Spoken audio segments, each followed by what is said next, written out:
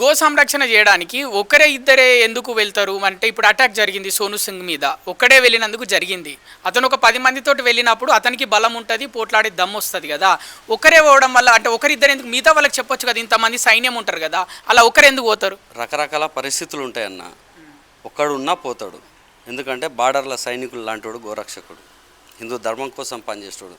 నా వెనకాల మంద ఉంటేనే నేను తొడలు కొడతా, మంద లేకపోతే 2 చేతులు కట్టుకొని గులాంగిరి చేస్తాను అనేటోళ్ళు హిందువులు కాదు, గోరక్షకులు కాదు. ఒక్కడున్నా ధైర్యంగా పోతాడు, ఎదుర్కొంటాడు. వాడు బుల్లెట్ తూటాకు అయితే మా గోరక్షకుడు ఈరోజు బుల్లెట్ని అయితే తిన్నాడు కదా, శరీరానికి తీసుకున్నాడు కదా, దీని ఫలితం కూడా భవిష్యత్తులో చూపిస్తారు. ఒకవేళ గోరక్షకుడు బతకపోగల దేవుని దయ వల్ల. ఎందుకంటే ఈరోజు 140 కోట్ల మంది జనాభా, హిందువులు మెజార్టీ 80% ఉన్న పాండవులు లాంటి వాళ్ళు 5గురే. పాండవులు 5 కౌరవులు 100 మంది ఉంటాయి, గోరక్షకులు కూడా పాండవులు లాంటి వాళ్ళు.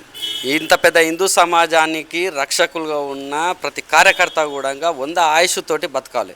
మా మా ఒక మా బాధ కూడా అది. మేము దేవుని కూడా ప్రతి ఒక్క హిందూ కూడా ప్రార్థిస్తున్నాడు. ఒక్క గోరక్షకుడు ఒక బార్డర్ల సైనికులు లాంటోడు అన్న.